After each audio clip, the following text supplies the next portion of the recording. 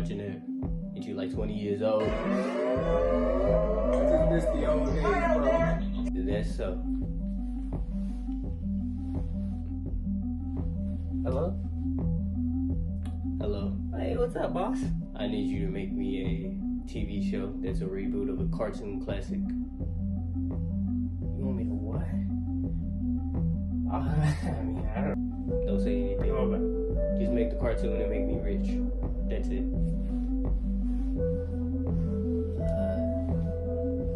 Okay.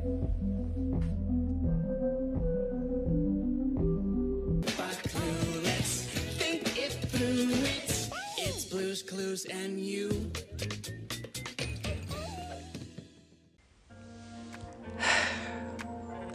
Why? Now, what's good, folks? So, what you just saw was a dramatization of how I believe these shows or these networks are really just doing reboots nowadays. Like, it's kind of ridiculous at this point. But yeah. So, I would like to just start off by saying I don't mind some reboots. You know, like, you got some good ones, and you got some that we really shouldn't speak about. If you know what I mean. Because you end up taking something good and turning it into this.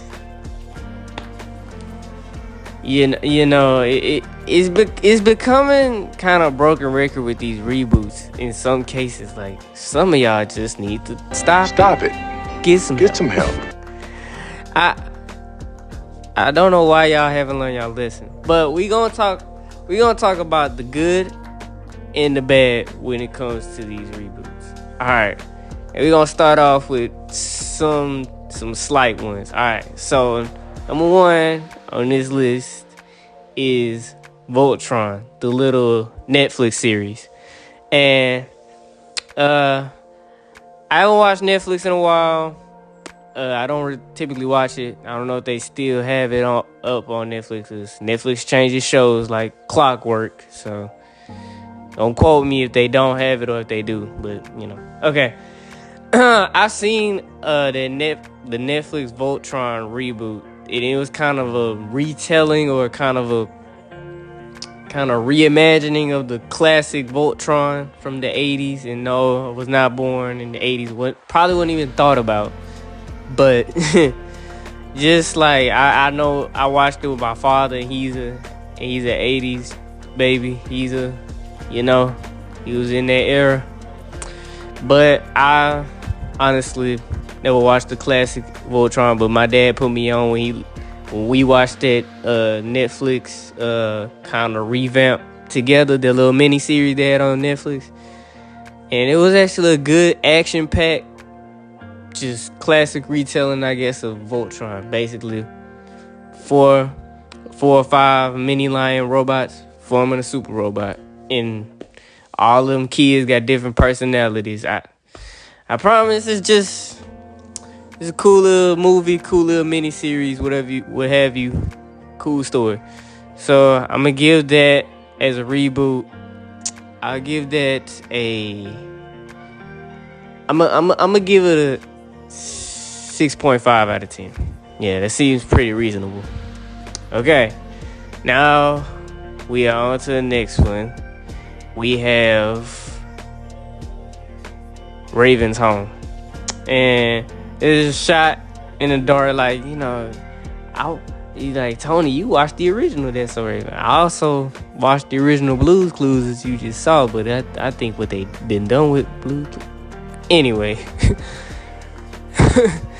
No, but I watched the original That's So Raven, and I watched Raven's Home.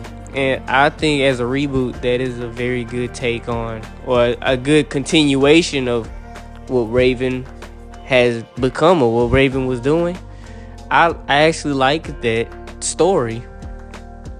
And I really like that Raven went from being a quirky teenager like we all were, I guess, at one point in time, and then becoming a mother and showing that she's a mother that's really doing this. So I would say Raven's Home, I say it's a continuation. 8 out of 10. Yeah. A good show too, Raven's Home. Good show.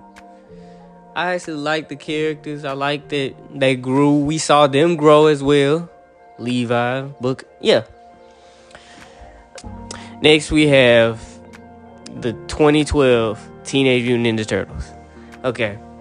That is a reboot. I will say it's a great cartoon, great story, great.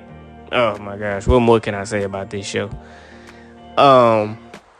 Because I know Teenage Mutant Ninja Turtles has media spanning across the globe. They are a Broadway musical at this point. It is nothing they haven't done. They are a global phenomenon. I know. But I'm just saying, this cartoon in particular holds a special place in my heart because it was just my introduction to them.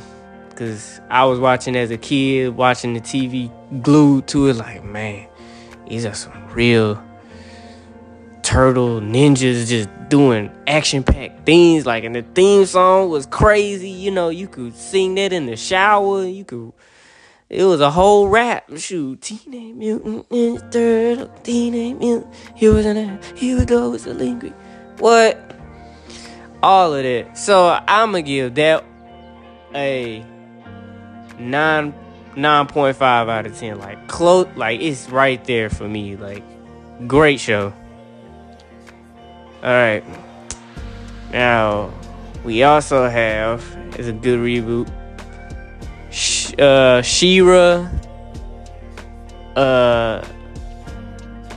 She-Ra, the anime series on Netflix. She-Ra and the Princess of Power. She-Ra. Now, once again, like I say, never saw the original She-Ra. Like I say, I'm not 80s baby. I'm not, no. So, with that, I